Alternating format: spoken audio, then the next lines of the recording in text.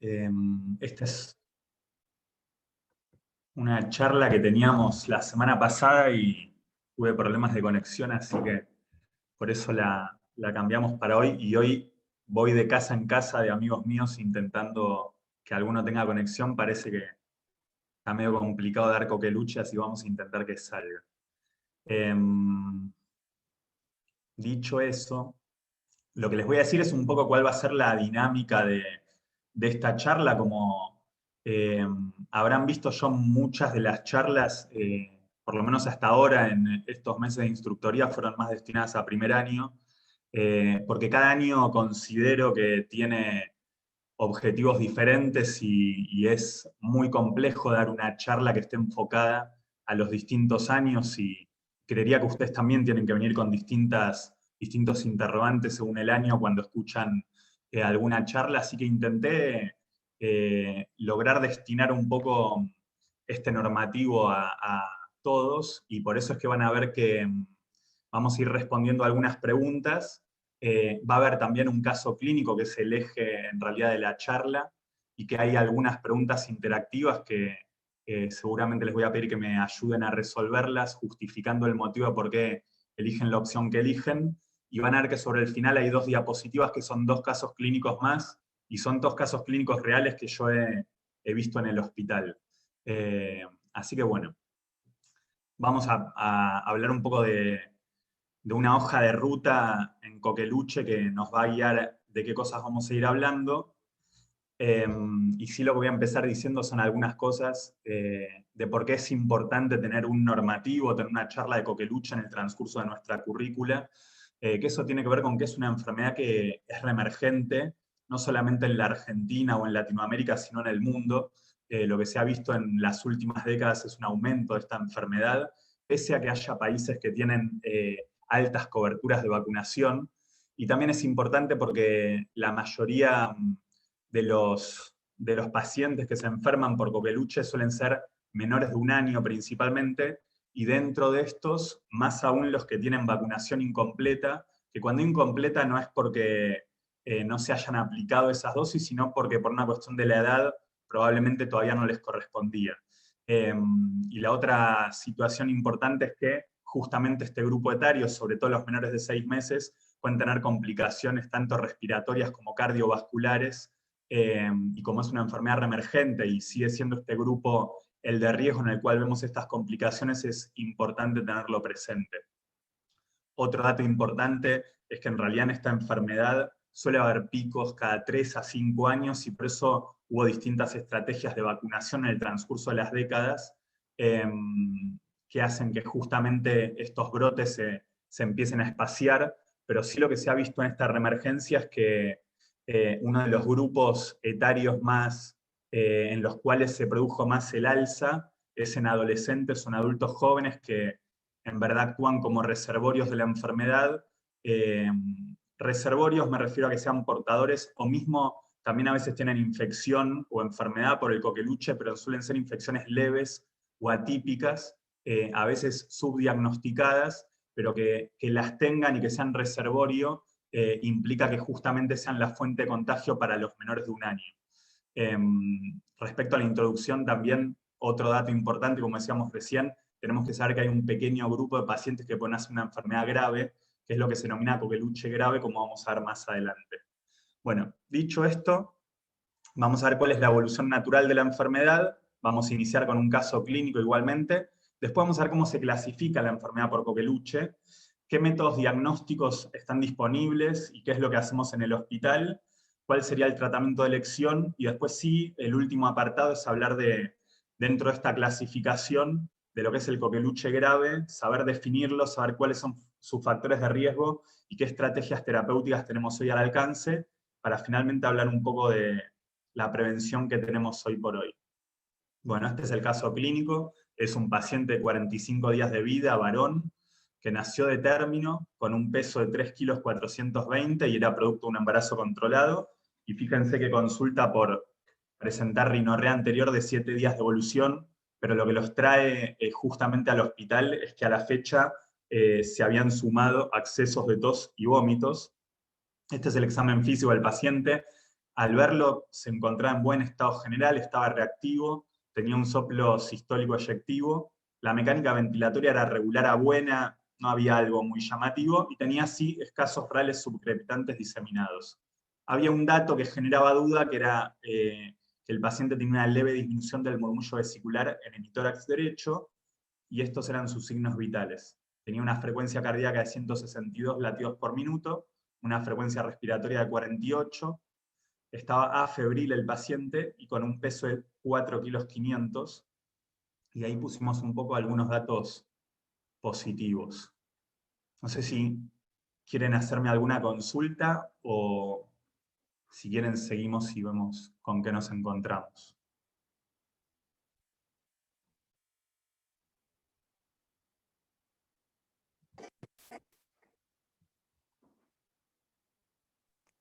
Yo quiero hacer una consulta.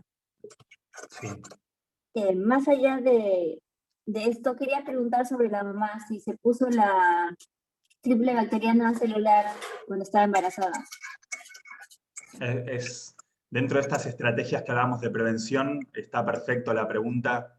Es algo que a todos nos interesa saber, porque sabemos que dentro de este esquema, las mujeres embarazadas después de las 20 semanas de gestación, o mismo si no la recibieron durante el embarazo, en el puerperio inmediato deberían vacunarse con la vacuna contra Bordetella pertussis, y la realidad es que no presentaba en su esquema esta vacuna.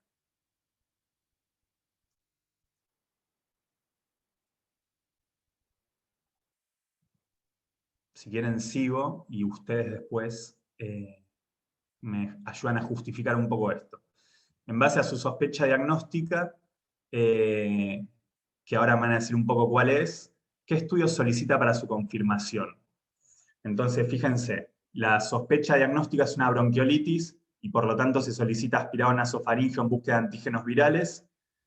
La sospecha es una enfermedad por coqueluche y por eso se solicita cultivo y serología para Bordetella pertussis. La sospecha es una enfermedad por coqueluche y se solicita PCR para Bordetella.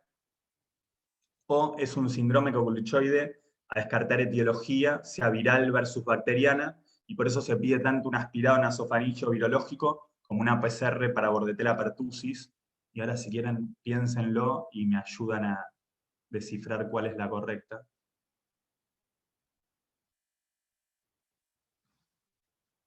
Y los escucho. El que quiera ayudarme con esto. Agus, ¿cómo andás? Acá Félix, no sé si se escucha. Sí, Félix, dale. Me parece un síndrome coqueluchoide por los accesos de tos y vómitos. Digamos, uno cuando tiene un paciente así tiene que pensar en un síndrome porque tiene múltiples etiologías. Por lo tanto, me parece que habría que cubrirlas todas. Por otro lado, para buscar Bordetella pertussis, los cultivos tienen un tiempo de respuesta muy lento, digamos, es un germen de crecimiento lento, por lo tanto se suele hacer PCR. Y bueno, juntando esos dos conceptos, me parece que el que está bien es el 4. Se hace un aspirado nasofaringeo para buscar otras etiologías y el PCR para Bordetella. Ok. ¿Y alguien que no esté de acuerdo o que quiera sumar algo a esto que dice Félix?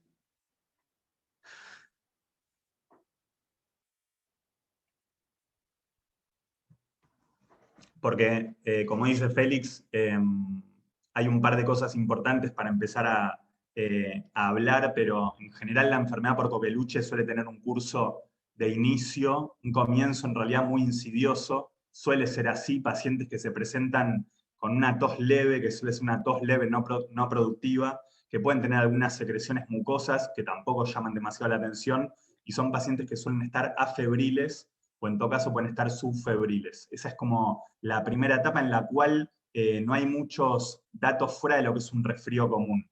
Ahora, es real que hay ciertos pacientes que pasado este periodo, según la edad y según justamente el esquema de vacunación, y si tuvieron la enfermedad previamente, pasan a tener accesos de tos. Son accesos que los que lo hemos visto son muy violentos, es muy llamativo la tos de estos pacientes, son una tos repetitiva, violenta, como dije recién, y que se acompaña a veces de que posterior a eso presenten vómitos o que tengan como un estridor inspiratorio. Y dicho eso también, los menores de 3 meses muchas veces suman otras cosas, como pueden ser apneas o puede ser cianosis también, que son como datos distintivos en realidad de lo que es la enfermedad por Coqueluche. Ahora, es bueno encuadrarlos a estos signos o síntomas que presentan los pacientes, y por eso a veces es prudente hablar de síndrome coqueluchoide, porque más allá de que a la cabeza siempre se nos va a venir la Bordetella pertussis, hay otras infecciones que también pueden producir cuadros similares, ya sean virales o bacterianos. Dentro de los virales, el BCR y el adenovirus pueden simular también estos cuadros, y dentro de los bacterianos, así como está la Bordetella pertussis, hay otras bordetelas que también pueden causar estos cuadros. La clamidia, el micoplasma, también los pueden generar. Por eso es bueno abarcarlos cuando ingresan como un síndrome y buscar tanto la etiología viral como bacteriana. Por eso es que la opción correcta vendría por este lugar. Vamos a decir un par de cosas. Respecto a la clasificación, que es lo que hablábamos recién, tenemos que saber que se los divide en 3 grandes grupos a los pacientes que tienen enfermedad por Coqueluche, que son los que tienen el cuadro clásico, que es un poco este que hablábamos nosotros, los que tienen el cuadro atípico, que era un poco lo que hablábamos antes de los adolescentes y los adultos jóvenes, o mismo también de pacientes más chicos, escolares, pero que ya tienen vacunación completa o incompleta para Bordetella pertussis, y como dijimos antes, un pequeño grupo de pacientes, pero muy importantes por las complicaciones cardiovasculares y respiratorias, que son los que hacen un cuadro de Coqueluche grave. Esas serían las 3 formas en las cuales lo clasificamos. Respecto a la forma clásica, saber cuál es la población de riesgo que suele tener esta forma clásica, que suelen ser los mayores de 3 meses hasta la adolescencia, principalmente no vacunados. Porque otro dato que tenemos que recordar es que la vacunación en estos pacientes cambia lo que vendría a ser el curso clínico y hace en realidad que tengan una enfermedad de grados muy variables, desde cuadros leves, atípicos, hasta igualmente algunos que hemos visto menores de 1 año, pese a la vacunación, formas graves.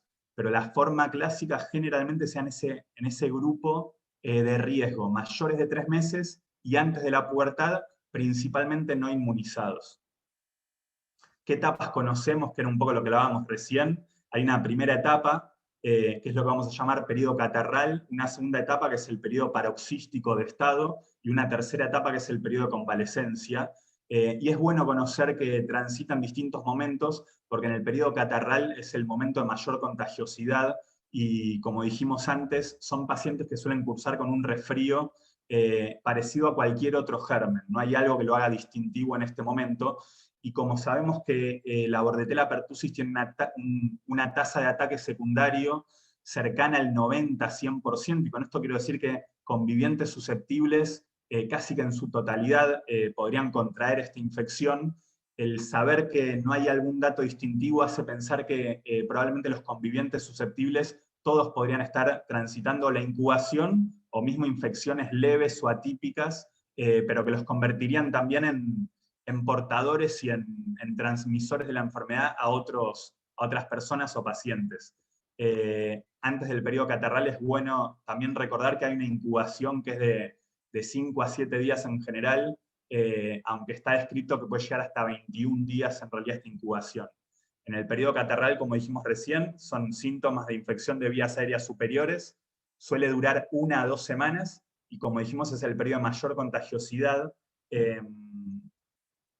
Y bueno, esta etapa es difícil en realidad hacer un diagnóstico o pensar en la Bordetella pertussis. Tenemos un segundo momento que es el periodo paroxístico, que es cuando, como dijimos antes, empiezan con estos accesos de tos que pueden ir acompañados de cianosis o de apnea. Es bueno saber en realidad que la apnea también hay ciertos factores de riesgo que los predisponen, que suelen ser los menores de 3 meses y los prematuros, los que están más predispuestos a tener apneas en el transcurso de esta infección. Y así como están estos accesos de tos, lo que tenemos que saber es que en cada una de estas etapas se van produciendo distintos agentes biológicos que tienen que ver tanto con las manifestaciones locales como sistémicas, y con eso me refiero a distintas toxinas que se van produciendo, y dentro de estas toxinas, en el periodo paroxístico se produce la toxina pertussis, que dentro de las complicaciones sistémicas, como decíamos recién, suele producir, es parte en realidad lo que vendría a ser la etiopatogenia, de que los pacientes pueden tener una hiperleucocitosis, y con eso me refiero a valores en realidad de glóbulos blancos en general arriba de 50.000, eso depende un poco de la bibliografía porque el valor de corte va cambiando, pero para que uno se haga una idea, esta toxina predispone a la hiperleucocitosis que pueden tener algunos de estos pacientes. También esta toxina predispone a ciertas infecciones, ya sean virales o bacterianas. Son pacientes que pueden tener en el transcurso de su enfermedad una sobreinfección, ya sea por la bordetela o, como dije recién, por otros gérmenes virales o bacterianos. La toxina pertussis también predispone a un hiperinsulinismo en los pacientes, y esto llevaría en realidad a que tengan el riesgo de hacer hipoglucemias, entre otras cosas. Como decimos acá, es una etapa que fíjense que tiene un cierto tiempo de duración, porque dura 2 a 4 semanas, y así como decimos que el periodo catarral es el momento de mayor contagiosidad, se sabe que hasta 4 semanas de iniciada la tos, y con eso me refiero a la tos que inicia en este periodo catarral, hasta 4 semanas el paciente podría llegar a contagiar. Entonces, sabemos que el periodo de mayor contagiosidad es el periodo catarral, pero eso no significa que en las primeras semanas del periodo paroxístico no pueda haber contagios, y eso, como vamos a ver más adelante, es muy importante para abreviar justamente que estos pacientes sean transmisores de enfermedad. Es importante en realidad la utilización de antibióticos que abrevian ese periodo de contagio. En general, desde el inicio que se empieza a utilizar el antibiótico, en 5 días esos pacientes dejarían de ser transmisores de enfermedad. Y por último, el tercer periodo, que es el periodo de convalecencia, en el cual uno ya ve en realidad que los pacientes comienzan a recuperarse y mejoría de los síntomas, y esta etapa igualmente suele ser prolongada de 6 a 10 semanas, y también en esta etapa pueden aparecer algunas complicaciones o infecciones agregadas. Entonces es bueno para arrancar saber que la forma clásica, que es la que más acostumbrados estamos a ver, en qué población se suele dar, que son mayores de 3 meses previo a la pubertad, y son pacientes no inmunizados, y que vamos a poder distinguir en esta forma clásica 3 periodos: el periodo catarral, paroxístico y de convalecencia, cada uno con sus características. Y vuelvo a decir, cuando los pacientes comienzan su esquema de vacunación, sobre todo cuando tienen 3 dosis, los cuadros ya dejan de encuadrarse tan fácilmente en una forma clásica, en una forma típica, y a veces hay cuadros solapados o cuadros leves. Pero bueno, esto sería lo que uno debería conocer de inicio.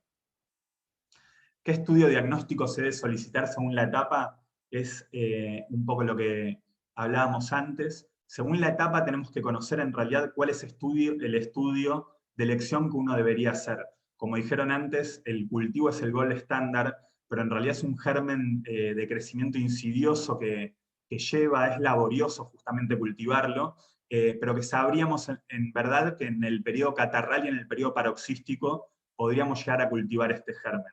Es importante saber que cuando tenemos un cultivo positivo, sin lugar a dudas se acompaña una PCR positiva detectando justamente material génico de estos gérmenes o de este germen.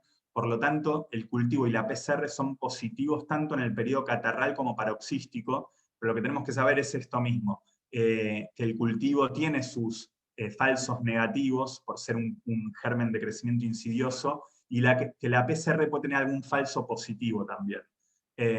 Dicho eso, lo que nos queda, como sabemos siempre, para hacer diagnóstico de alguna infección es la seroconversión, y con eso me refiero a hacer una serología, y como toda respuesta de anticuerpos suele tener un periodo para poder positivizarse, y por eso es que esa seroconversión se suele ver en el periodo paroxístico y mismo en el de convalecencia, así que sería en realidad en una segunda etapa. Por lo tanto, ¿qué quiero decir con esto? En el momento que uno tiende a sospechar este tipo de periodo paroxístico, y como dije antes, son a veces marcadores o muy sugestivos de este tipo de infecciones, el hecho de que tengan apneas, o que tengan cianosis, o que tengan una tos que se acompaña posteriormente de vómitos. En el periodo paroxístico va a ser importante hacer una PCR para poder hacer diagnóstico, y según el hospital seguramente se puede acompañar de un cultivo. Mientras que si estamos hablando de una infección pasada y quisiéramos ver en realidad si el paciente la padeció o no, seguramente va a ser de mayor importancia hacer una serología. Entonces ahí es un poco lo que uno tendería a hacer en el periodo catarral, cultivo y PCR. En el periodo paroxístico, en el cual el cultivo empieza a negativizarse hacia el final, se empieza a positivizar la serología, así que uno podría hacer este par PCR-serología. y la serología sabemos que es lo que haríamos seguramente en el periodo de convalecencia para poder mirar retrospectivamente a ver si este paciente tuvo esta infección, ¿sí? Y le sumo el resto del cuadro, pero es lo que a uno le interesaría. En la práctica, en el hospital, frente a la sospecha de un paciente que está transitando un periodo paroxístico de enfermedad por coqueluche, lo que tiende a hacerse es una PCR. Dicho esto, podemos hacer un poco más abarcativos en el concepto del diagnóstico, y más allá que estas son las pruebas que tenemos disponibles, obviamente podemos hacer un diagnóstico clínico y podemos también hacer un diagnóstico epidemiológico, o son cosas que podríamos tener en cuenta. En la epidemiología justamente ver el esquema de vacunación del paciente y de los convivientes, y ver si hay algún contacto que pueda tener algún cuadro sugestivo de enfermedad por coqueluche, y dentro del cuadro clínico ya dijimos cuál sería la evolución que nos esperamos encontrar. Entonces, entre la epidemiología, la clínica y estos estudios que tenemos disponibles, podríamos llegar al diagnóstico de enfermedad por coqueluche. ¿Cuál es el tratamiento antibiótico de elección? Esto también es algo que es muy firme en la bibliografía, que de elección son los macrólidos. Sepamos que por una cuestión de adherencia y de facilidad para el paciente y de mejor tolerancia, hoy por hoy el antibiótico que en general usamos es la claritromicina. Yo no puse acá mucho de dosis porque eso es algo que uno encuentra fácilmente. Recordemos eso, la claritromicina solemos usarla 15 miligramos kilo día, cada 12 horas por 7 días.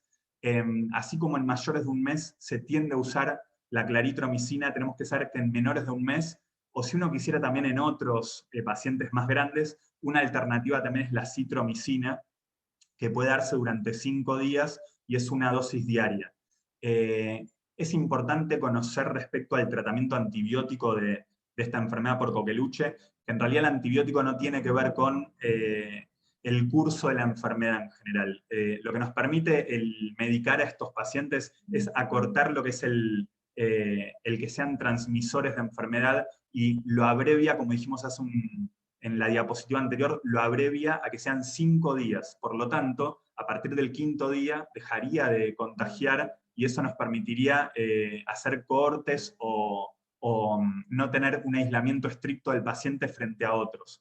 Es bueno en estos pacientes, cuando uno quiere abreviar igualmente toda esta etapa de contagio, no solamente indicar el antibiótico en ellos, sino también hacer quimioprofilaxis a lo que son los convivientes del bebé, para que si eran transmisores también justamente dejen de contagiar, y uno debería aprovechar, y además de medicar al paciente y medicar justamente al entorno familiar, ver lo que vendría a ser el esquema de vacunación en estos convivientes.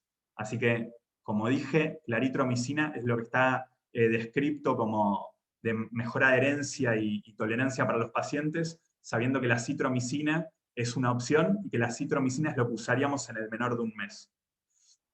Dicho esto de la forma clásica, la forma típica, como hemos visto, la población susceptible suelen ser adultos jóvenes y mismo adolescentes, o mismo escolares que no han recibido un esquema de vacunación completo. Tenemos que recordar eso, el hombre es el único reservorio en realidad de Bordetella pertussis, por lo tanto que haya personas susceptibles o que puedan ser portadores es lo que hizo justamente que se produzca esta reemergencia, como dije antes, en el mundo, en donde pasan a ser un grupo que pueden contagiar a los menores de un año. Dentro de las estrategias de vacunación, esto de vacunar a los 11 años también contra Bordetella pertussis surge de esta reemergencia. Es una de las formas como para intentar reducir el número de enfermos por esta enfermedad. ¿Cuál es la forma de presentación? Cuando hablamos de formas atípicas, estamos hablando de pacientes que tienen una tos insidiosa, que a veces recrudece por momentos y que suele tener semanas de evolución. Como dijimos, al ser adolescentes o escolares, a veces pasa subdiagnosticado el hecho de que puedan estar teniendo una Bordetella pertussis. Dicho eso, que hablamos un poco tanto de algunas generalidades, de la forma clásica y de la forma atípica, vamos a recordar entonces el paciente con el cual estábamos y que sospechamos entonces un síndrome coqueluchoide, y atrás de eso justamente dentro de las conductas fue solicitar un aspirado nasofaringeo virológico, y también pedirle PCR para Bordetella pertussis, ¿cuál sería, en base a nuestra sospecha diagnóstica, la conducta que vamos a instaurar? Y yo puse acá para no olvidarnos que era un lactante de 45 días, que como vimos venía con un resfrío, y al día que consulta se habían agregado accesos de tos, y que dentro de los datos positivos tenía una regular a buena mecánica ventilatoria y rales subcrepitantes diseminados, y fíjense cómo está descrito una leve disminución del murmullo vesicular en hemitórax derecho. A veces el presentar casos también nos permite ver la evolución natural de las enfermedades, y sí me parece para registrar, y seguramente todos lo deben tener presente más los pacientes superiores, pero es bueno ser precisos al momento de describir ciertos datos semiológicos, y fíjense que hay un error que tenemos frecuentemente, hablar de disminución en la ventilación de los pacientes, y en realidad ese sería un término que deberíamos usar para otras cosas, y por eso lo escribimos así: leve disminución del murmullo vesicular en hemitórax derecho. Son formas de escribir que tendríamos que ser prolijos y hacerlo bien en la historia clínica. En base a nuestra sospecha, entonces, ¿cuál es la conducta? Y les planteo opciones. Serie de salbutamol, corticoterapia vía oral y revalorar en 1 hora. Pautas de alarma, claritromicina vía oral y control por consultorio. Solicitan una radiografía de tórax y un hemograma. O esta charla viene de haber pasado por distintos filtros en congresos y jornadas. Inicialmente ponía entre los diagnósticos diferenciales una cardiopatía, por eso la 4 ven que dice restricción de líquidos, laboratorio completo y ecocardiograma de urgencia, que se las puedo descartar yo en este momento. Así que, ¿quién me ayuda entre las primeras 3 opciones a qué es lo que haríamos?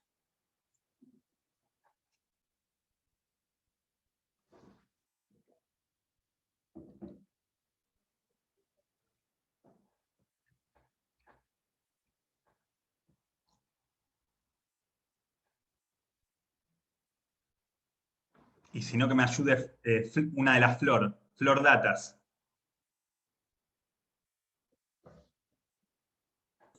Dale, Agus, Flor. acá estoy, ¿me escuchás? Sí, te escuchamos. No, la estaba pensando realmente, no tenía todavía una respuesta muy clara. Me parece que los corticoides no irían en este caso y el salbutamol tampoco. Hagamos eso entonces. Descartá una de Sí, las opciones y justifica por qué la descartás. bueno, los corticoides no se los daría en este caso porque en realidad es una infección lo que está teniendo y moco y demás. O sea, el salbutamol no lo descarto del todo, pero bueno. La segunda te digo que no, porque no lo mando a la casa, teniendo el soplo, con 45 días de vida, los rales subcrepitantes y la disminución del murmullo, así que la 2 no. Podría hacer la radiografía de tórax y el hemograma para ver si estoy sospechando que pueda llegar a ser grave y ver la leucocitosis si es que la tiene, pero es como que haría un popurrí un poco de todas. A ver, ¿y qué te quedarías? A ver, estoy de acuerdo con lo que venís diciendo. Y si tuvieras que hacer ese popurrí, ¿con qué te quedas de cada una? La 3 la pido la radiografía y pido el hemograma. Dejaría internado al paciente, así que eso me quedaría de la 1, de revalorarlo. No sé si ponerle un salbutamol para ver si mejora o no. Pienso que mal no le va a hacer, pero capaz que es necesario. Y sospechando que pueda llegar a ser coqueluche en este paciente, que sé que la epidemiología es positiva porque la mamá no está vacunada, no sé si tiene más convivientes nenes en la casa, si algún otro familiar con tos, tal vez ya empezaría a medicarlo con claritro, pero en realidad estoy medio cejada porque estamos viendo coqueluche, así que no sé. Ok, perfecto. ¿Alguien quiere agregar algo a lo que dijo Flor?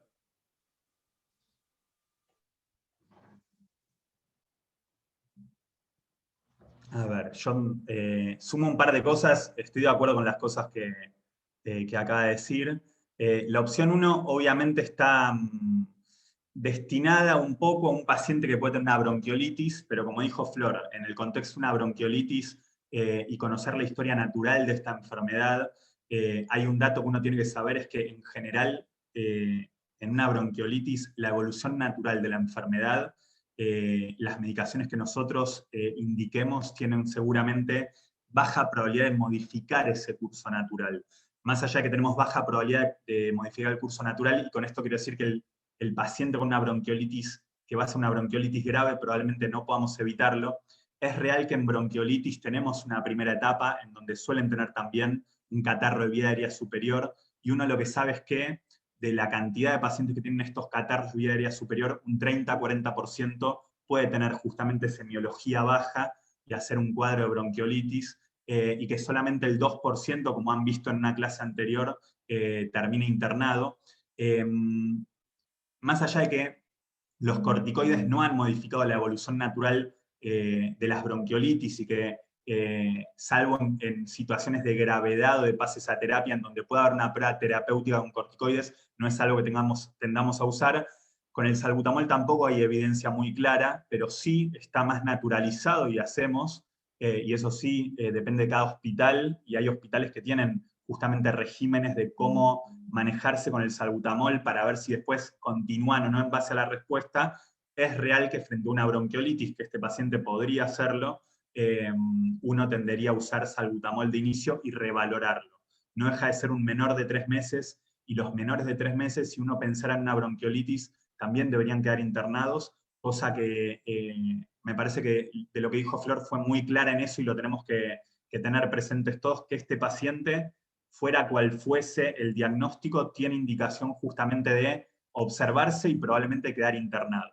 Pero no estaríamos orientados tanto a una bronquiolitis, más que nada por los accesos de tos, las pautas de alarma, la claritromicina vía oral y el control por consultorio. Siendo un bebé menor de 4 meses y ante la sospecha de enfermedad por Coqueluche, uno tiene que saber que este es el grupo que puede ser justamente una enfermedad grave por Coqueluche, y por lo tanto el ser menor de 4 meses con sospecha de Coqueluche lleva a que uno debería internarlo.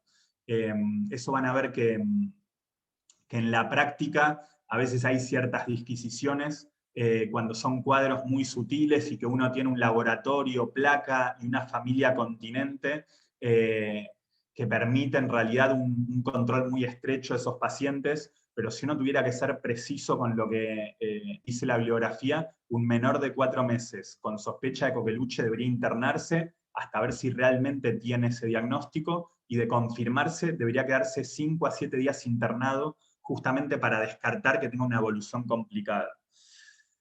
Así que la segunda también la descartaríamos, y sin lugar a dudas, ante un menor de 4 meses en el que se sospecha Coqueluche, y más este paciente que tiene semiología pulmonar y tiene algún dato que llama mucho la atención, que es la leve disminución en el murmullo vesicular en hemitórax derecho, es prudente hacer una radiografía, y por la edad y la sospecha es prudente hacer un hemograma. Así que por eso estamos de acuerdo con Flor en que esta es la opción que uno elegiría.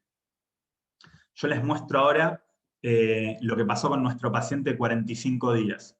En las horas siguientes presentó desmejoría clínica, se encontraba taquicárdico, taquipnéico, y presentó una dificultad respiratoria que fue progresiva. Estos son sus signos vitales. Recuerden que cuando ingresó tenía 160 de frecuencia cardíaca, fíjense que ahora tiene 180, una frecuencia respiratoria de 62, se encontraba subfebril y estaba saturando 95% aire ambiente. Este es el hemograma que nos vino. Tenía 45.900 glóbulos blancos, 40% eran neutrófilos y 55% eran linfocitos. Tenía una hemoglobina de 11,2, un hematocrito de 33,5 y tenía 672.000 plaquetas. Esta era su PCR, que es 6,8, y la glucemia, que era de 70 miligramos por decilitro. Tenía una función renal normal, y esta es su placa. ¿Quién me ayuda a ver qué datos del paciente le llaman la atención y quién podría describir la radiografía? ¿Quién me ayuda?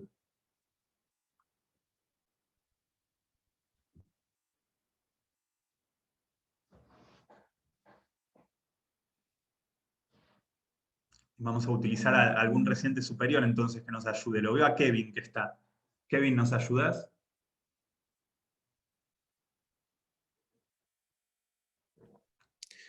Sí, ¿cómo estás, Agus? ¿Todo bien? Todo bien. A ver.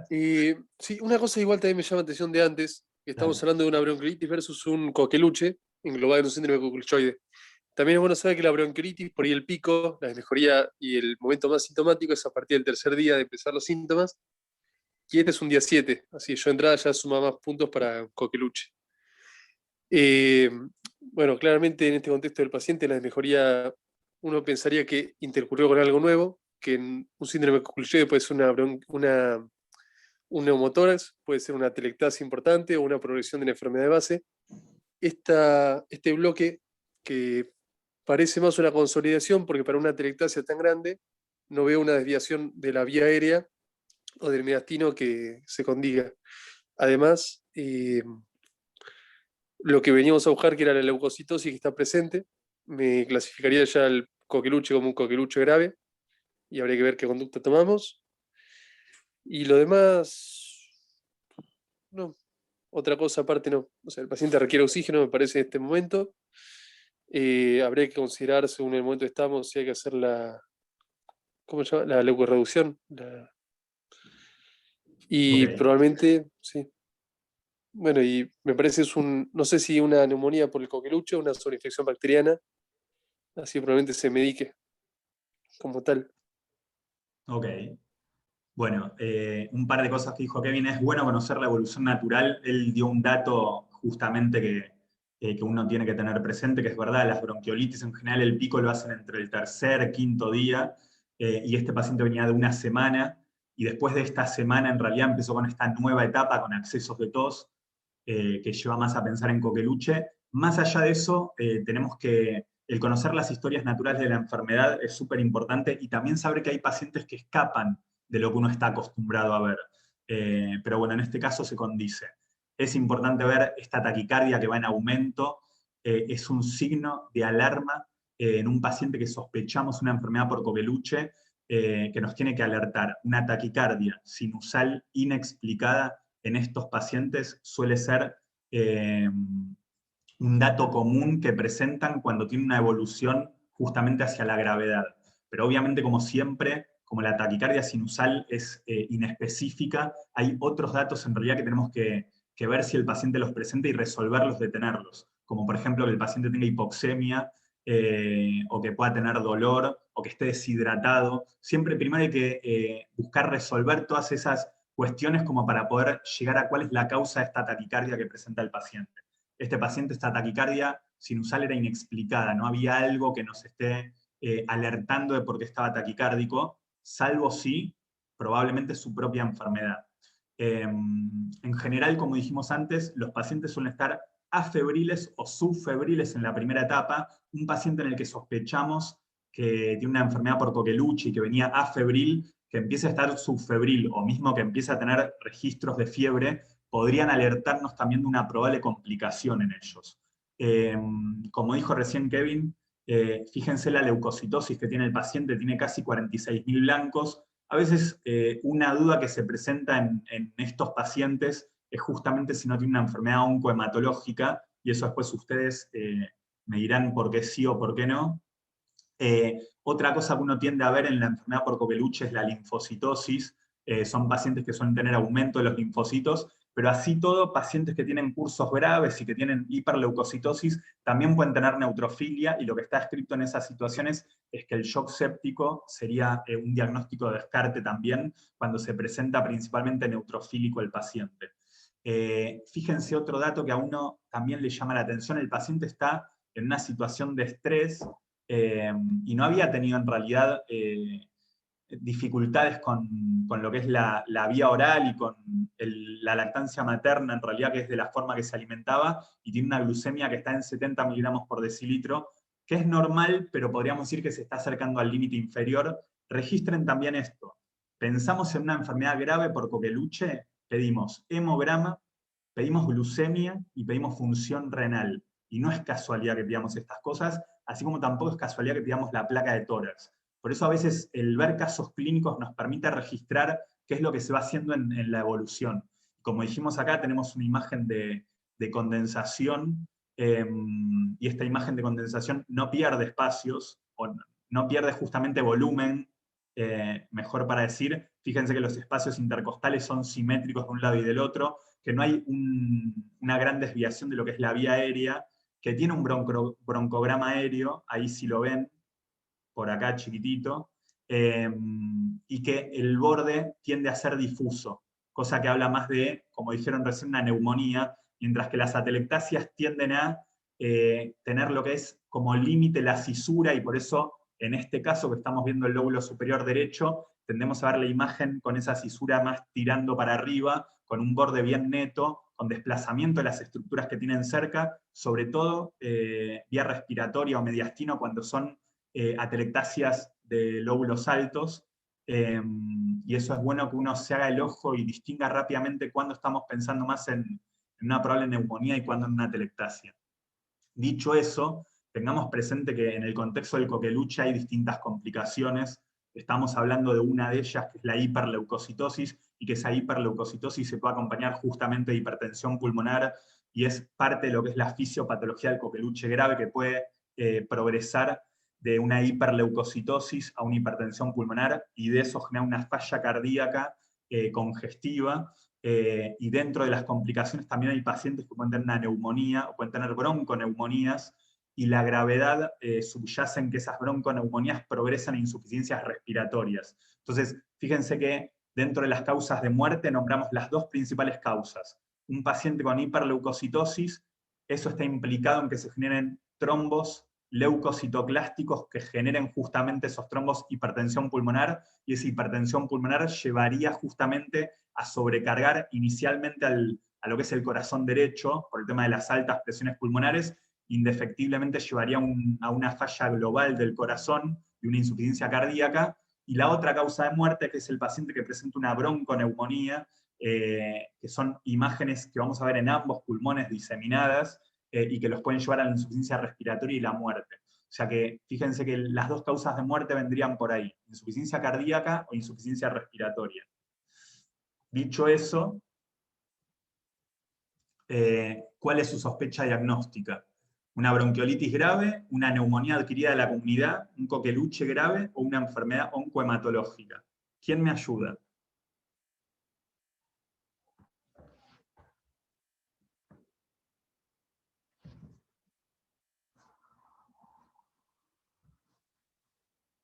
Hay un Agustín por ahí dando vuelta y es indefectible que no llame a alguien que se llama como yo, es lo más fácil, ¿no? El recurso más fácil.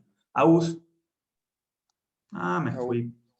Mirá, creo que, como hablamos, no pensaría en un cuadro de bronquiolitis grave, siempre basándolos en la evolución natural de la enfermedad en cuanto a lo que es el periodo o esa fase catarral, el paso de esa fase catarral a la fase de estado, las manifestaciones clínicas que ha tenido el paciente, a pesar de la edad del paciente y de que dentro de la patología respiratoria es una patología prevalente y que se puede manifestar con cuadros graves, descartaría la bronquiolitis en primer término.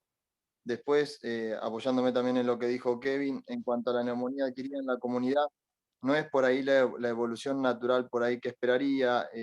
Esperaría encontrarme un paciente por ahí más febril.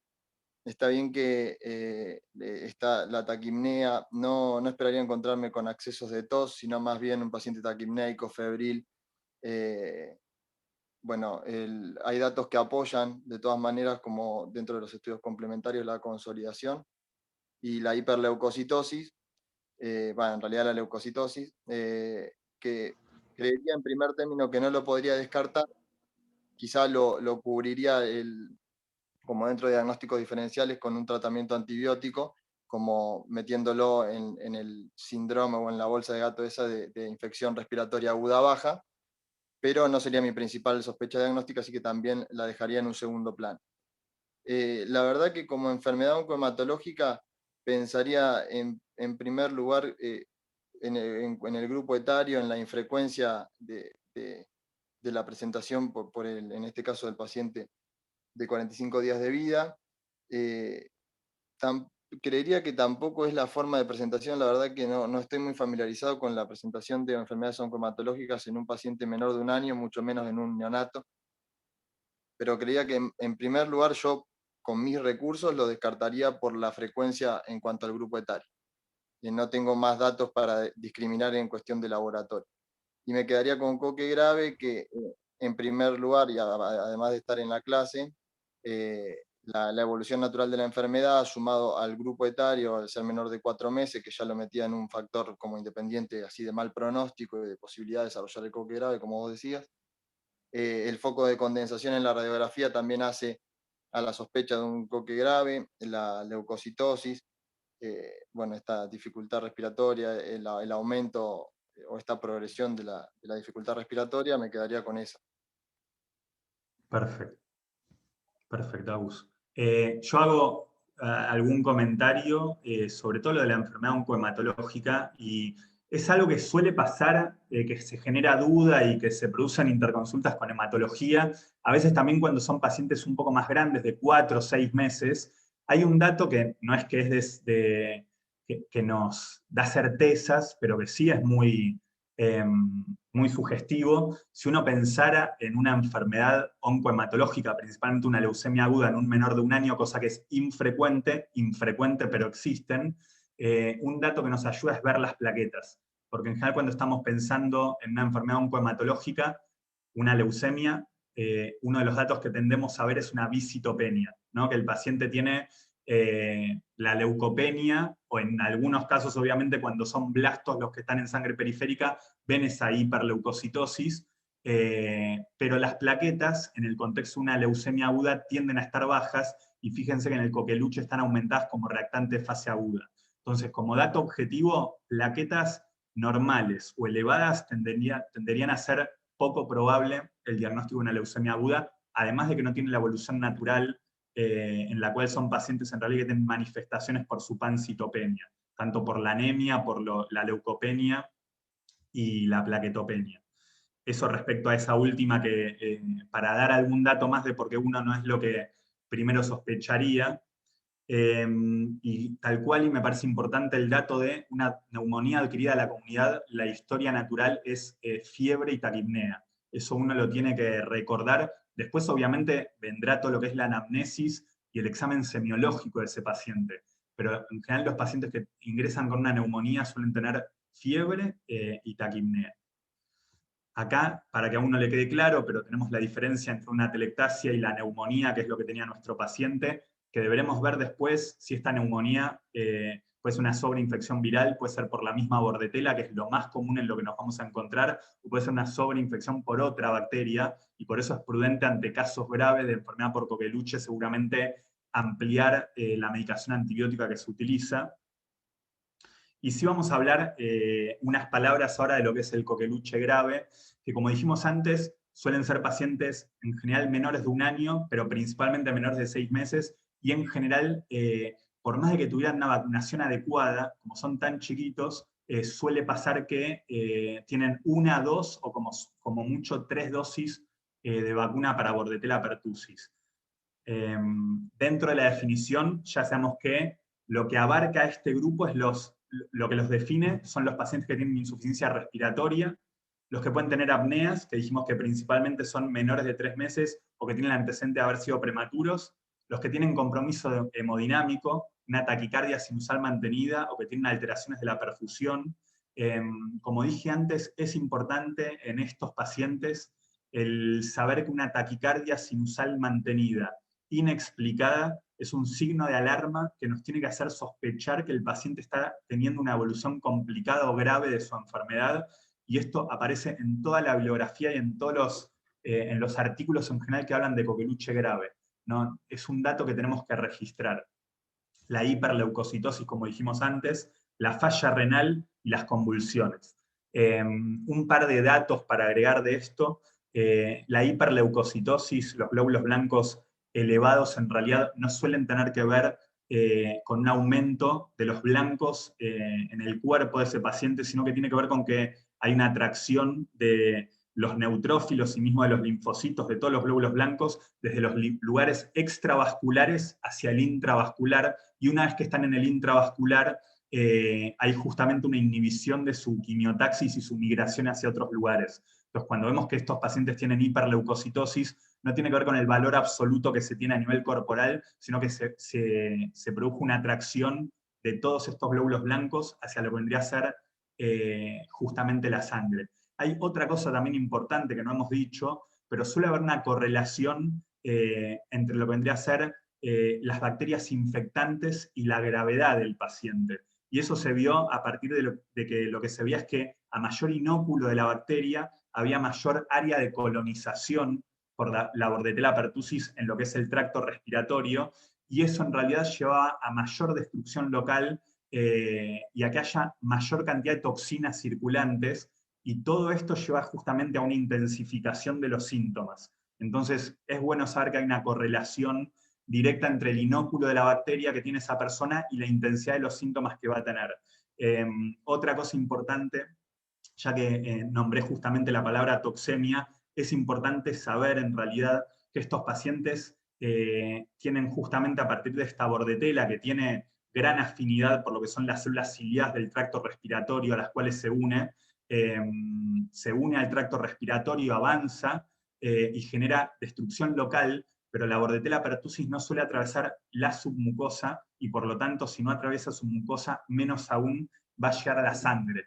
Por eso se dice en realidad que estas infecciones, cuando son graves, son toxemias, porque tiene que ver con que la Bordetella no accedió al torrente sanguíneo, sino que lo que sucedió es que sus toxinas accedieron y producen todos estos síntomas sistémicos de los cuales estamos hablando. Y fíjense lo que decíamos antes, la falla renal, por eso se pedía una función renal, y las convulsiones. Es otro dato que uno tiene que tener presente cuando hay un paciente que tiene una convulsión, sea cual fuera el diagnóstico de base, en este caso es un coqueluche, pero suele haber muchas causas que lo pueden producir y tenemos que ir a buscarlas. Entonces, en el contexto de un coqueluche sabemos que una convulsión puede ser porque el paciente está hipóxico, así que es algo que deberíamos ver si es así para poder resolverlo justamente aportándole oxígeno.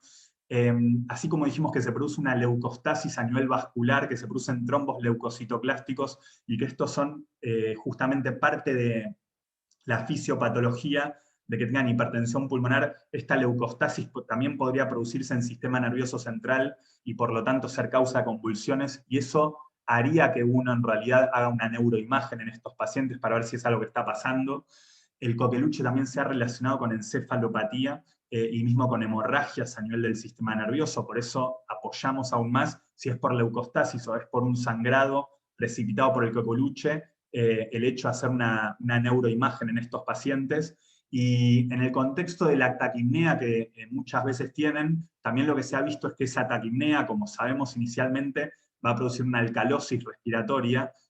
Pensemos que en las primeras etapas de estos cuadros respiratorios, el que el paciente esté taquipnéico lleva a que justamente se lave dióxido de carbono, y si se lava dióxido de carbono y estamos frente a una alcalosis respiratoria, eso puede producir en realidad una hipocalcemia, y el paciente puede tener también consecuencia de esta alcalosis, y por lo tanto esta hipocalcemia puede tener una convulsión por ese trastorno electrolítico. Tanto la alcalemia grave, arriba de 760 de pH, como la hipocalcemia precipitada por este trastorno, pueden hacer que tenga una convulsión. Entonces, para abrir un poco también nuestro panorama de si estamos frente a un paciente con una enfermedad por coqueluche que tiene convulsiones, muchas pueden ser las causas que las precipitan. Nuestro paciente, como vimos, tenía 160 cardíaca de inicio y tenía después 180 cardíaca sin causa explicada, y tenía una hiperleucocitosis que iba en aumento. Esto para que vean un poco ustedes, hay un evento crucial en realidad en lo que es la enfermedad por coqueluche, que es la primera etapa, que tiene que ver con lo que es la adhesión y el anclaje de la Bordetella pertussis a lo que es el epitelio respiratorio. Voy a ser un poco más ordenado. Tenemos distintas etapas. La primera, que es esta que decía, es la adhesión y el anclaje en realidad de la Bordetella a lo que es el epitelio respiratorio. Después se produce la evasión de la respuesta inmune, y luego de esta evasión se produce el daño local a nivel pulmonar, y en cuarto lugar lo que vendría a ser la toxemia y los síntomas sistémicos de los cuales hablamos. Pero como decía recién, hay algo importante en cuanto a esta primera etapa de anclaje y de adhesión, que tiene que ver con que hay distintas proteínas de la Bordetella pertussis que están justamente favoreciendo esta adhesión al epitelio respiratorio, dentro de las cuales ya nombramos una, que es la toxina pertussis, pero hay otras como la pertactina o la fimbria filamentosa. Hay varias proteínas que están relacionadas con eso, y este hecho es importante porque lo que se vio es que esta redundancia funcional de tantas proteínas para favorecer esta adhesión es una de las causas de por qué pacientes vacunados igualmente pueden tener infecciones por Bordetella pertussis y mismo infecciones graves, porque esta redundancia funcional de tantas proteínas que tienen esta función similar hace que la ausencia de una, o que una sea defectuosa, le permita a la bordetela igualmente unirse al epitelio respiratorio. Fíjense que dentro de esto ahí tienen en la primera imagen, en la A, un paciente con una evolución grave justamente por bordetela, que hace una bronquiolitis necrotizante y una bronconeumonía. Después van a ver en la B esto que decíamos recién, de la bordetela que se une al epitelio respiratorio, a las cilias justamente del epitelio respiratorio. Me desconcentré un poco porque pero ahí sigo. La bordetela en las cilias. Hay algo importante en realidad que tiene que ver con una de las etapas que decíamos, que es la evasión de la respuesta inmune, que también hay ciertas toxinas como la enilato ciclasa y la citotoxina traqueal, que lo que hace es justamente inhibir a los macrófagos y a los neutrófilos para que quede aplacada la respuesta inmunitaria del paciente y por lo tanto esta infección avance. Fíjense que en la C pusimos otra de las cosas que uno tiende a ver en lo que es la anatomía patológica del pulmón de un paciente justamente con bordetela pertussis, que puede haber abundantes macrófagos intraalveolares y edema. En la D vemos edema intraalveolar.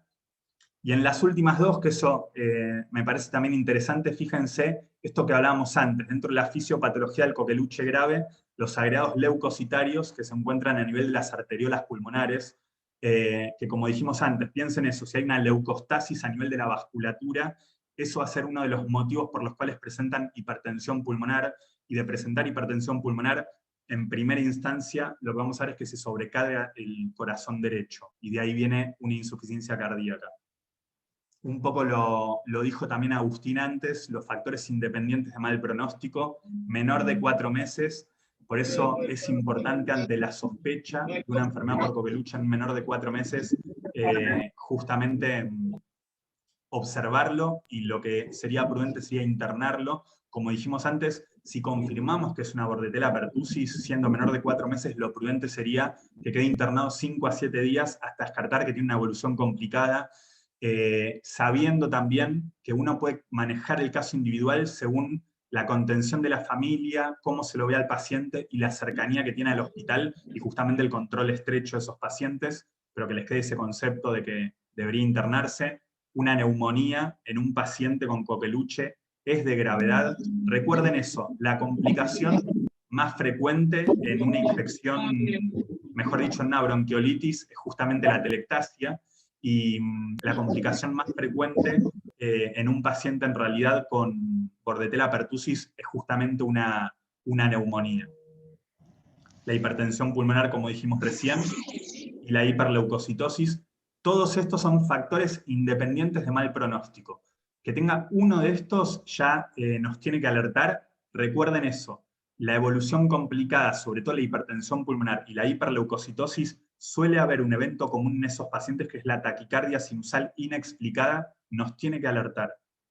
Nuestro paciente tenía todo, era menor de 4 meses, tenía una neumonía, tenía la taquicardia sinusal inexplicada, que estaba hablando que se estaba desarrollando una hipertensión pulmonar, y tenía justamente los glóbulos blancos elevados. Acá es un poco lo que les decía, que lo vamos a leer. Se ha demostrado que en los pacientes con desenlace fatal, pese al tratamiento instaurado, la presencia de taquicardia sinusal mantenida resultó ser un evento común. Por lo tanto, debe ser considerado un signo precoz de alarma respecto al desarrollo incipiente de falla cardíaca por hipertensión pulmonar, y en el contexto de hiperleucocitosis debería tenerse un monitoreo estricto del paciente, cosa que también dijo antes Kevin. En pacientes que no sería este el caso porque tenía muchas cosas, pero en un paciente que uno ve en un estado general aceptable, pero que estamos viendo que los glóbulos blancos van en ascenso, hay ciertas pautas de seguimiento que deberíamos tener. Y ahora vamos a otra opción, a otra pregunta, y ustedes me ayudan con esto, teniendo en cuenta la evolución y los resultados de exámenes complementarios, ¿qué es lo que usted decide? Oxígeno alto flujo, salbutamol, hidrocortisona endovenosa y alimentación por sonda nasogástrica, antibiótico terapia endovenosa y solicitocografía pleural, oxígeno alto flujo, posición semisentada, ayuno, sueroterapia, antibióticos endovenosos y comunicación con terapia intensiva o interconsulta con hematología. Esta está bastante servida ya con todo lo que hemos hablado. Le estoy poniendo presión a la persona que vaya a llamar. Janina, ¿nos querés ayudar? Hola, ¿se escucha? Sí, te escuchamos. Bueno, yo por lo que veníamos hablando, bueno, ya habíamos hablado de, por la gravedad del paciente, de hablar de empezar a poner un antibiótico, a medicarlo. Puedo ir hablando así de las que descartaría también, o sea, la 4 ya las descartamos porque pensábamos en esa hiperleucocitosis por otras causas, por la sospecha diagnóstica que tenemos con el paciente y no por algo oncohematológico. Y después, bueno, también por todo esto que está con la taquipnea, con la dificultad respiratoria, sería para mantenerlo ayunado, con un suero también por la edad del paciente, para cuidar el estado de hidratación. Y bueno, al ser un coqueluche grave y por el estado clínico del paciente, ir pensando también en comunicarnos con los de terapia, bueno, por Perfecto. una posible complicación aún más del paciente. O sea, me inclino Totalmente de acuerdo. Es algo que tenemos que tener presente cuando un paciente estamos viendo que tiene una evolución complicada por coqueluche. Es importante comunicarnos con terapia intensiva porque de ser necesario hacer algún procedimiento de leucorreducción, es decir, disminuir la masa leucocitaria que tiene ese paciente, es un procedimiento que debería hacerse en terapia intensiva y que ha cambiado radicalmente el pronóstico de estos pacientes con evoluciones graves, cuando son iniciados en forma precoz. Estamos de acuerdo, me parece, con lo que dijo Janina. Es un paciente en realidad que, como el resto de los casos clínicos, es un paciente real. Yo era jefe de residentes y una residente de tercer año lo vio porque este paciente estaba internado en una sala de lactantes y había entrado con la sospecha de coqueluche, pero la verdad es que había entrado aceptablemente bien y algunas de estas cosas fueron sucediendo durante la guardia, pero rápidamente por guardia sí lo que se detectó, que no se había detectado al ingreso, pese a que estaba en el relato materno, eran los accesos de tos. La madre relataba esos accesos de tos, pero lo que pasó es que se internó y durante toda la mañana no los había tenido. Entonces eso desconcertó un poco. Y lo que sucedió a la tarde es que justamente la R3 que estaba de guardia, que era María Hortas, que ahora es reumatóloga, yo estaba de guardia con ella como jefe y me dijo, tiene unos accesos de tos tremendos y el paciente tuvo esta evolución tórpida y pasó a terapia. Tengo Bueno, una consulta con sí, respecto a la opción que eligieron. Capaz que tengo un concepto errado, se me mezclaron cosas, ¿no? Pero yo a tenía ver. el concepto de algunos pacientes cardiópatas que cuando había hipertensión pulmonar, el oxígeno producía dilatación de las arteriolas y empeoraba la hipertensión pulmonar. Entonces yo pienso en este paciente que tiene esta taquicardia sinusal mantenida que nos hace sospechar en hipertensión pulmonar. Y siendo que, capaz que me acuerdo mal, pero yo había visto que la saturación de oxígeno estaba en 95. ¿Cómo estaría justificada la oxigenoterapia de alto flujo? No, es pertinente la pregunta.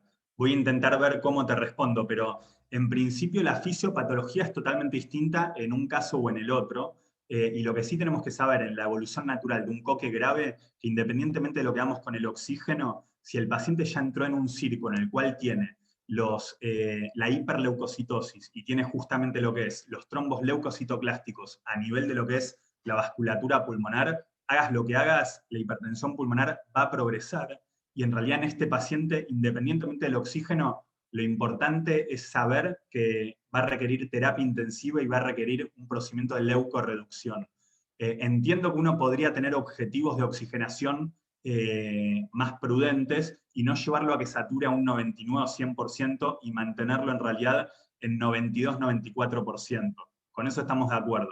El paciente es lo que te decía que uno pone acá como una versión reducida y no estoy poniendo toda la evolución en la cual el paciente ya estaba desaturando más adelante y por eso necesitaba oxígeno.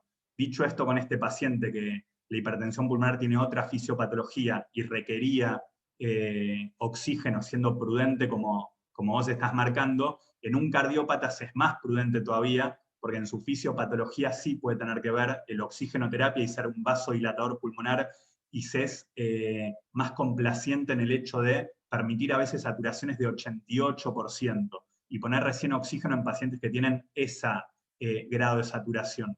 En la práctica, mejor dicho, en la teoría, en general se tiende a ser complaciente con el cardiópata y dejarlo en 88% y poner oxígeno frente a esos valores. Eso es en la teoría. En la práctica es difícil sostenerlo, porque el paciente que ya empieza a saturar 88% siendo cardiópata, empezás a ver que hay una dificultad respiratoria progresiva y que entran en un círculo vicioso en el cual empiezan a desaturar progresivamente más, y lo que ves es que en la práctica, si les pones oxígeno, llevas a un 90-92%, suelen tener mayor confort. Entonces te vuelvo a decir, en la teoría un cardiópata lo puedes esperar hasta un 88%, por más de que en la práctica tendés a intentar mantenerlo en un 90-92% y se los suele ver más confortables, y en este caso el oxígeno, estoy de acuerdo con vos que deberíamos ser prudentes y mantenerlo en valores de 92-94 porque no es un paciente cardiópata, pero la fisiopatología de su hipertensión pulmonar no tiene que ver con vasodilatación, sino con trombos que están en las arteriolas pulmonares. Entonces, son dos pacientes diferentes. No sé si te respondí, Félix. Sí, impecable, gracias. Ok. Bueno. Y dicho eso, un poco lo que tenemos que tener presente. En pacientes que están teniendo una evolución grave y que tienen una leucocitosis, tenemos que saber de qué manera seguirlos. Uno se acuerda a veces, ya me han visto a mí en otras charlas, me acuerdo de los valores que están entre medio. Entonces, lo que yo me acuerdo es que si tiene entre 30.000 y 50.000 glóbulos blancos, los hemogramas de control para ver el nivel de ascenso de esos glóbulos blancos suele ser cada 12 horas. Por lo tanto, si entre 30.000 y 50.000 es cada 12 horas, si está arriba de 50.000 va a ser cada 6, si está por debajo de 30.000, hay lugares que te dicen una vez en el día o lugares que dicen cuidados habituales. ¿Sí? Esto es un poco lo que les decía recién, yo me acuerdo siempre del valor entre medio, entre 30.000 y 50.000 el hemograma es cada 12 horas, más de 50.000 cada 6, menos de 30.000 una vez al día o cuidados habituales. Y ahora, dicho esto, ¿cuál es la importancia de ver la evolución de estos pacientes y ver la hiperleucocitosis? Conocer que hay terapias hoy por hoy de leucorreducción que han mejorado el pronóstico de estos pacientes. Y cuando hablamos de técnicas de leucorreducción hay principalmente dos.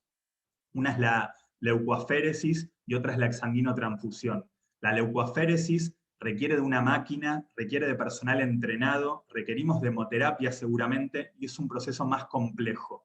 La leucoaféresis es un procedimiento que podemos llegar a ver en pacientes con leucemia hiperleucocitarios, ¿sí?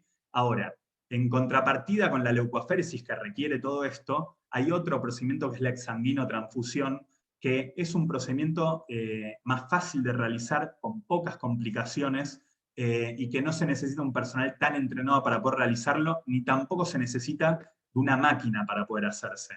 Entonces, lo que ha sucedido dentro de estas técnicas de leucorreducción, que la exsanguinotransfusión ha mejorado el pronóstico de estos pacientes, permitiendo justamente la leucorreducción, disminuir la masa leucocitaria y también las toxinas circulantes. Lo que se cree en base a la leucorreducción es que mejora el pronóstico también porque justamente excluye a estas toxinas que tienen que ver con toda la fisiopatología del paciente del torrente sanguíneo. Entonces, uno tiene que saber, ahora vamos a ver un poco qué significa la exsanguinotransfusión, pero cuándo realizarla. Un paciente que tiene más de 50.000 blancos, con síntomas que hacen pensar que tiene justamente una hipertensión pulmonar, es criterio para realizar una exsanguinotransfusión.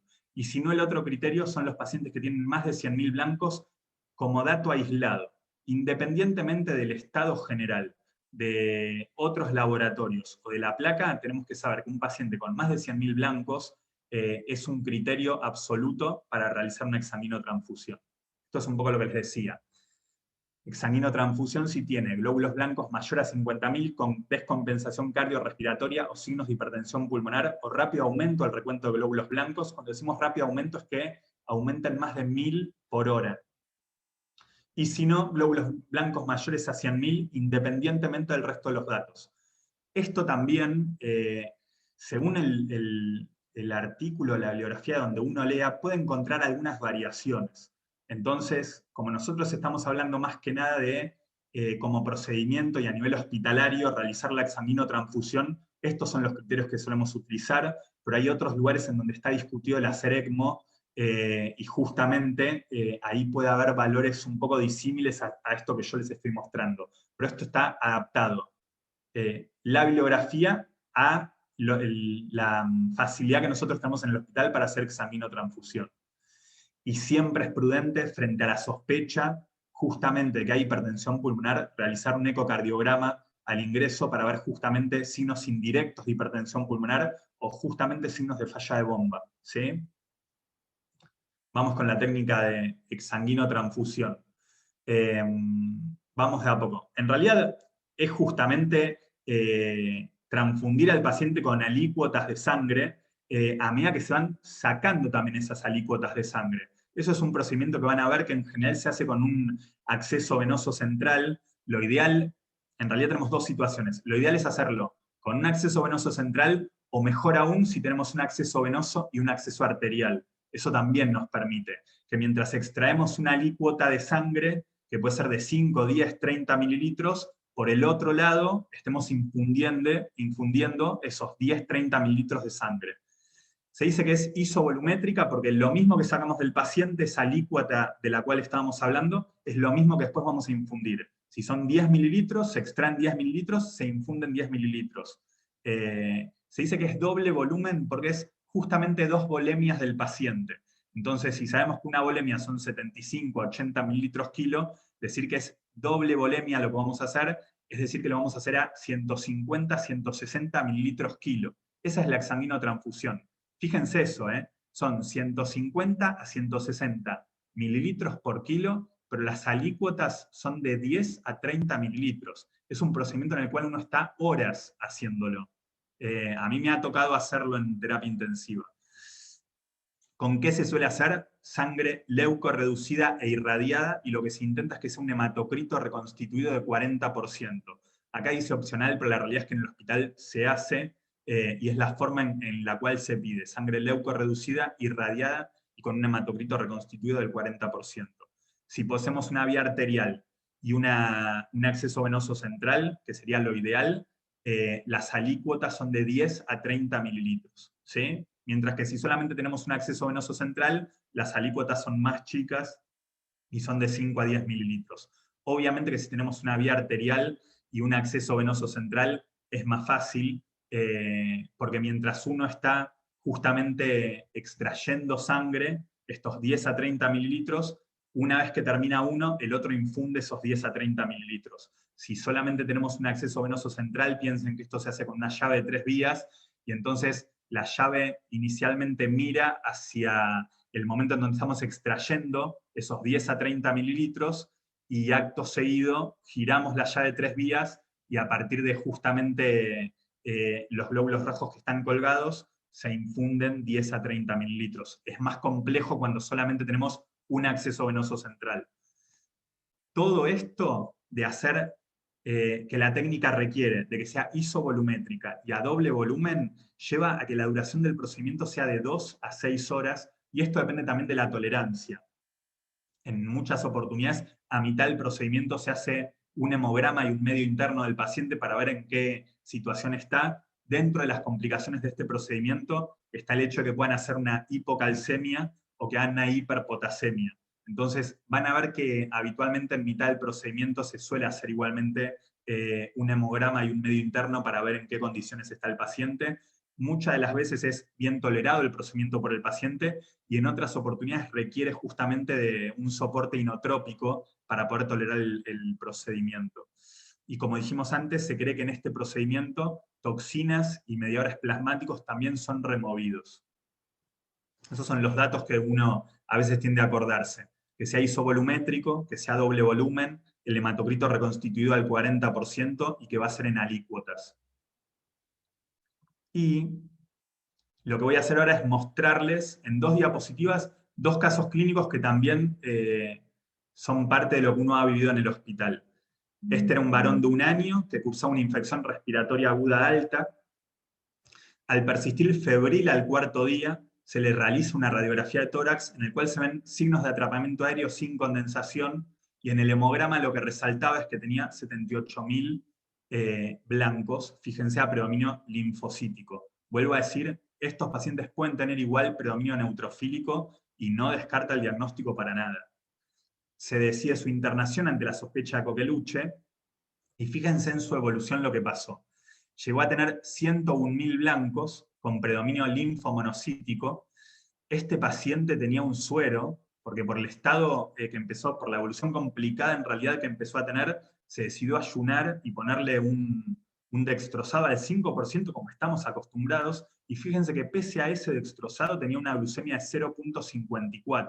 Recuerden eso, la toxina pertussis en el periodo de estado es una de las principales que tiene que ver con las manifestaciones sistémicas de estas infecciones, y por eso se le denomina toxemia, porque la bordetela no ingresa al torrente sanguíneo. Tenía una taquicardia persistente que era refractaria a oxigenoterapia, y esto obviamente hacía sospechar que tenía una hipertensión pulmonar que se pudo ver a través de signos indirectos con un ecocardiograma. Al quinto día de internación ingresó a unidad de cuidados intensivos pediátricos, justamente con toda esta evolución, para una examinotransfusión, y a las 48 horas fíjense que igualmente el paciente presentó signos de insuficiencia cardíaca asociada a una taquicardia supraventricular que resolvió con antiarrítmicos. Luego de 8 días en terapia tuvo una evolución favorable y volvió a una sala de cuidados intermedios. Pero me parecía bueno poner este caso para que vean cómo escalaron los glóbulos blancos de 78.000 a 101.000. Fíjense que con 78.000 ya los controles que teníamos que hacer eran cada 6 horas. Y fíjense que con más de 100.000, e igualmente ya que había sumado otras cosas, ya tenía criterio de examinotransfusión. El paciente tuvo sus complicaciones, pero probablemente de no haber tenido la examinotransfusión, es muy probable que su enfermedad lo hubiera llevado a que fallezca. Bueno, este era uno de los casos, y fíjense que les muestro otro. Una cosa que es interesante, fíjense que es un varón de 1 año. En este paciente hubo mucha discusión, porque cuando uno lee algunas normas de examinotransfusión, generalmente en lo que vendría a ser la parte superior de los algoritmos diagnósticos, suelen poner bebés menores a 3 o 6 meses. No están tan considerados los más grandes, porque se cree en realidad que un bebé de 1 año ya las chances de que haga una enfermedad grave por coqueluche tienden a bajar. Bueno, con este paciente hubo discusión por eso, porque era un bebé de 1 año que había empezado a tener esta evolución desfavorable, pero que cuando uno leía los algoritmos quedaba un poco por fuera. Sin dudar, independientemente de la edad, si tiene una evolución complicada o grave, la examinotransfusión es una terapia que tiene que estar disponible para el paciente. Y este era un varón de 3 meses que inicialmente impresionaba una bronquiolitis y estaba recibiendo tratamiento en forma ambulatoria, que al 10º día se constatan los accesos de voz, de tos, y tiene cianosis peribucal, y se solicita la radiografía de tórax, en el cual se ve una neumonía en el lóbulo superior derecho y medio derecho, y fíjense que en el hemograma ya tenía 52.000 blancos. Se le internó ante la sospecha de coque grave, y se indicó oxígeno, suero y antibiótico terapia. Fíjense esto, en este paciente. Presenta una convulsión tónica con desviación de la mirada, se le indicó una carga de difenilantoína y un atomo de encéfalo, y este paciente en realidad venía derivado de otro lugar, y se derivó a nuestro centro. Y estuvo 25 días internado en UCIP, recibiendo asistencia ventilatoria mecánica e inotrópicos. Pero quería mostrar en realidad que probablemente en el transcurso de los años ustedes tengan la experiencia de ver este tipo de pacientes. Fíjense que yo les describí 3 pacientes reales, que los vi en el transcurso de ser R3 y ser jefe residentes, y tuvieron todas las complicaciones descriptas. Lo que no he visto yo en la práctica es que tengan falla renal. Eso no lo llegué a ver, pero el resto las hemos visto todas. Estrategias de prevención, y vamos a hacerlo muy simple, porque esto lo pueden leer también. Calendario de vacunación, ya sabemos que a los 2, 4, 6 meses, a los 18 meses, y el refuerzo escolar es parte de nuestro calendario de vacunación, y para intentar disminuir estos brotes que se suceden desde el año 84, están descritos cada 3 a 5 años, es que también se agrega después lo que es la vacunación en adolescentes.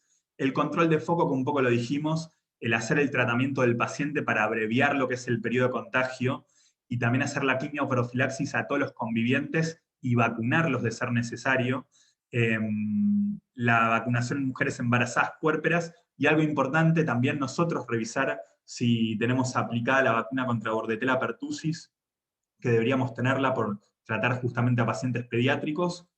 Y dicho todo eso, les marco algunas conclusiones y si tienen alguna duda o algo que quieran hablar, me dicen. Entonces, ante la sospecha de coqueluche es fundamental la búsqueda sistemática de factores de riesgo independientes de gravedad como marcadores en la decisión de internar al paciente. Como dijimos antes, un paciente que sospechamos hipertensión pulmonar, hiperleucocitosis, que es menor de 4 meses, esos pacientes con factores independientes de gravedad tienen que ser internados. Es mandatoria la realización de exámenes complementarios en niños que cursan una enfermedad grave por coqueluche. Creo que lo han visto en el desarrollo de los 3 pacientes que mostramos. Ante sospecha de enfermedad grave o algún signo que lo sugiera, tiene que hacerse un laboratorio y una radiografía de tórax del paciente. La taquicardia sinusal sostenida, el recuento leucocitario y la consolidación radiográfica junto a la edad del paciente son probados signos de evolución desfavorable y deben ser considerados en las tomas de decisiones terapéuticas. Y el recuento plaquetario, que es algo que siempre ha estado en duda, ha perdido valor en los últimos años como factor pronóstico, y su aumento en realidad solamente es considerado como un reactante de fase aguda sin asociación comprobada con hipertensión pulmonar, ni tampoco con mayor mortalidad. Les digo porque también nos ha pasado de ver pacientes con coqueluche con 1 millón de plaquetas. Se ha visto, se hace la consulta con hematología, probablemente tengamos que seguir haciéndola frente a pacientes de esas características, pero pese a tener 1 millón de plaquetas, y literal hemos visto eso, hematología no toma conducta. Así que para que uno sepa, no estaría relacionado el recuento plaquetario con hipertensión pulmonar ni mayor mortalidad. Radiografía de tórax, ecocardiograma, hemograma, gases en sangre y función renal son estudios importantes en casos de gravedad. La hiperleucocitosis y la taquicardia persistente se deben considerar tempranamente su pase a UCIP. Esto me parece que lo nombré al pasar, pero tengamos presente que la exsanguinotransfusión disminuye la mortalidad, principalmente si es un procedimiento que se realiza precozmente en el paciente. Una vez que la hipertensión pulmonar está establecida, probablemente la exsanguinotransfusión no genere grandes cambios en la evolución natural que va a tener ese paciente. Entonces es una técnica, y eso hay también un estudio del Garraham hecho, en donde comparan pacientes en los cuales se instaló precozmente versus otros que fue con el transcurso de los días, que muestra que la exsanguinotransfusión precoz es la que más rédito tiene, hablando de términos de mortalidad. La instauración precoz del tratamiento, en particular la exsanguinotransfusión, según indicaciones precisas, habla la perspectiva de reducir la mortalidad del coqueluche grave, y como dijimos, la prevención a través de la vacunación de los portadores y el control de foco es la estrategia costo-efectiva más favorable desde el punto de vista sanitario. Y con esto, de mi parte, creo que ya estamos. Así que los escucho. Si alguno quiere hacer alguna duda, consultar algo, o quiere contar alguna experiencia que haya tenido con algún paciente, es bienvenido.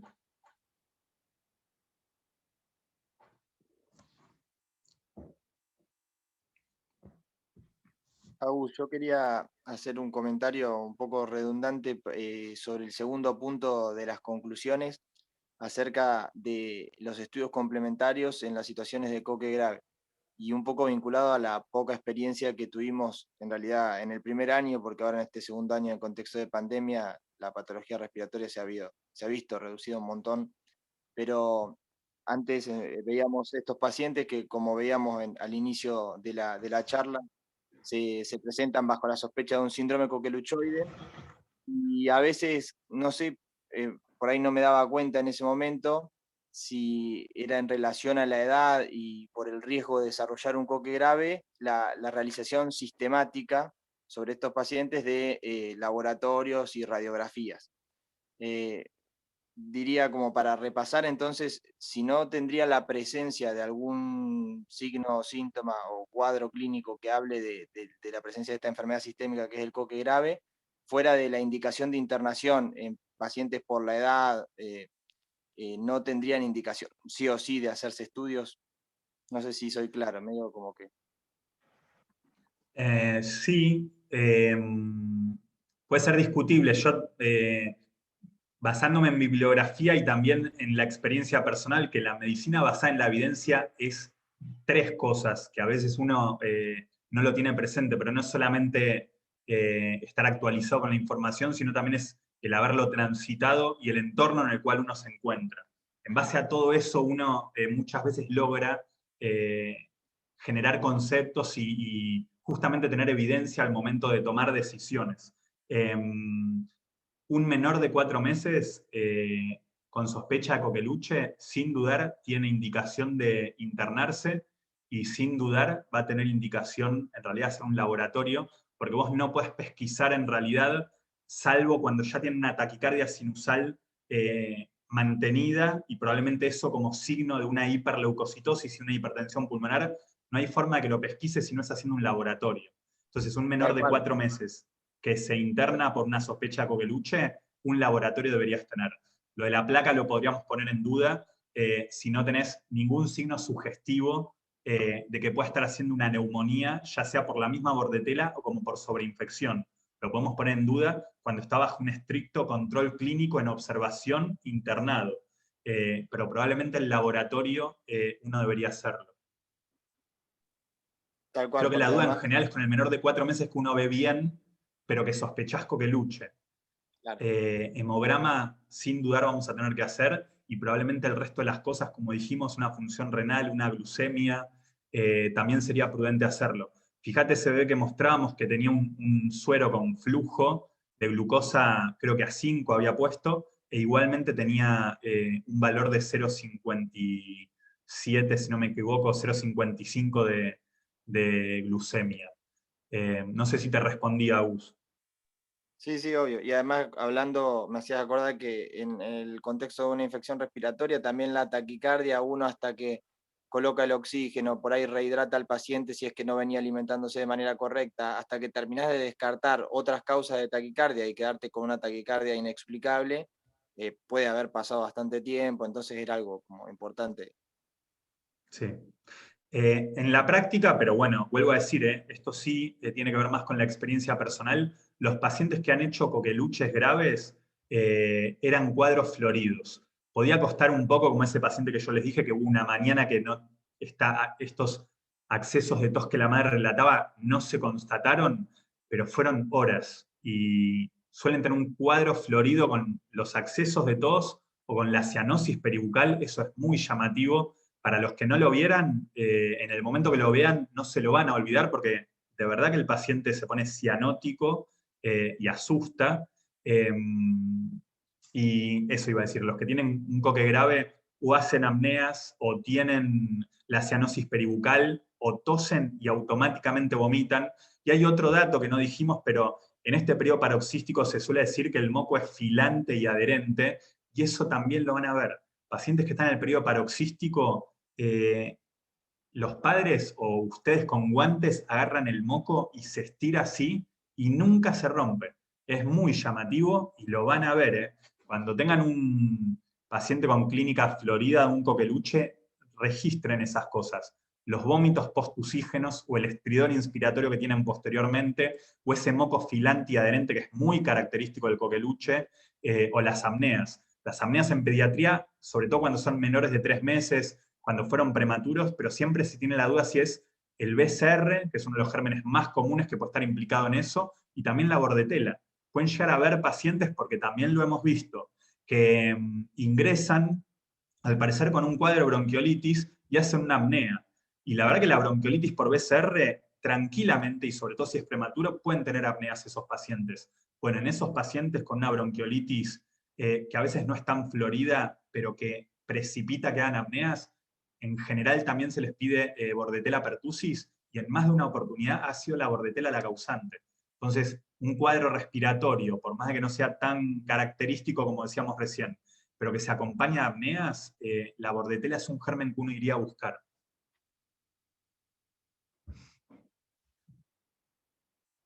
No sé si hay alguna otra cosa que quieran que charlemos.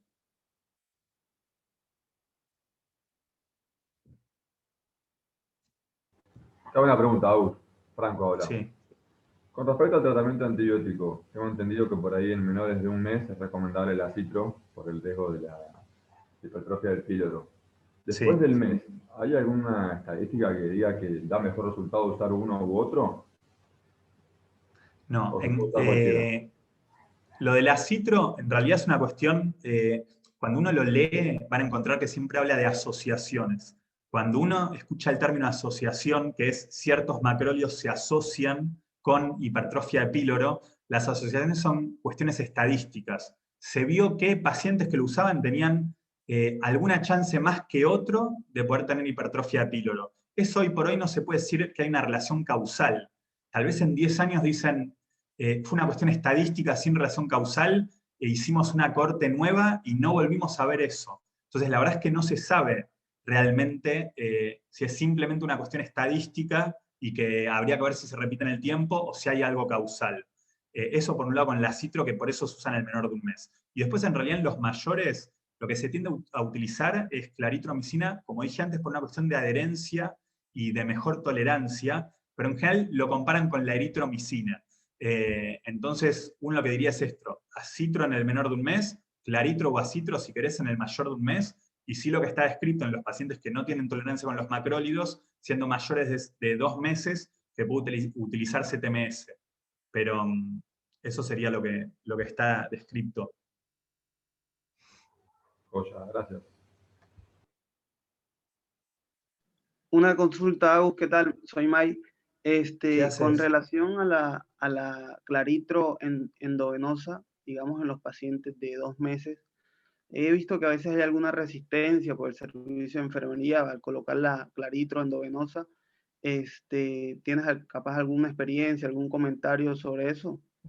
Sí, en realidad la claritro, cuando la utilizamos, en general, independientemente de la patología, sea acá que estamos hablando de coqueluche, o en pacientes con una neumonía típica que requieren un macrólido, lo ideal siempre es ponerlos vía oral, porque se ha visto que sea oral o endovenoso no modifica el pronóstico de lo que está pasando en ese paciente. Por otro lado, los macrólidos por vía endovenosa generan también, ¿cómo decirlo? Tiflitis me salía, flebitis, pueden generar una flebitis, entonces pueden perder vías. Por eso hay una resistencia en general de poner el macrólido por vía endovenosa por miedo a una flebitis y pérdida de vía, ¿sí? Así que sí, si tenemos la opción de la vía oral porque el paciente tolera, lo hacemos. Recuerden en este caso que la indicación del macrólido cuando se inicia en el periodo paroxístico, ¿qué es lo que suele pasar? Porque previo al periodo paroxístico es muy difícil que alguien sospeche que el paciente tiene una bordetela. Una vez instaurado el periodo paroxístico, la indicación de antibiótico no modifica a grandes rasgos el curso de la enfermedad, sino lo que hace es abreviar el periodo de contagio a que en 5 días dejó de contagiar ese paciente, y por eso es importante hacerlo en ese paciente y también en los familiares, para que todo el entorno familiar deje de contagiar. Pero creo que te respondí. Sí, genial, gracias.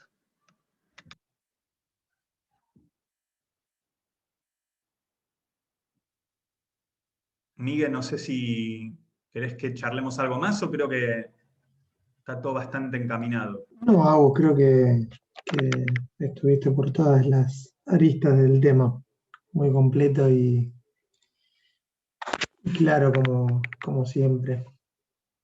Creo que ya podemos ir finalizando, si nadie tiene nada para agregar. Una cosa digo entonces, el miércoles que viene, si no me equivoco, Miguel, si no corregime, estaríamos viendo sibilante recurrente. Sí, el miércoles que viene no, el otro es. Ah, perdón, no dije nada, pero mejor todavía. Si es el otro, porque también va a ser para todos los años, cosa que a mí, Miguel me conoce un poco, que a mí me cuesta hablar para todos porque creo que todos tienen objetivos muy distintos, así que intento que esto vaya enfocado para todos. Sibilante recurrente, hay muchísima discusión y confusiones en la literatura, así que sí los invito a que cada uno lea algo para que en el momento puedan hacer algún tipo de comentario, de acotación o mismo de poner en dudas cosas que yo puedo decir, porque es tan variada la bibliografía que seguramente es un tema en el que podemos intercambiar cosas y así como ustedes aprenden algo de mí, yo aprender algo de ustedes. Así que los invito a que vengan leídos a Sibilante recurrente. Perfecto. Bueno, entonces continuamos con eso en 2 semanas. Dale. Bueno, nos vemos chicos. Adiós.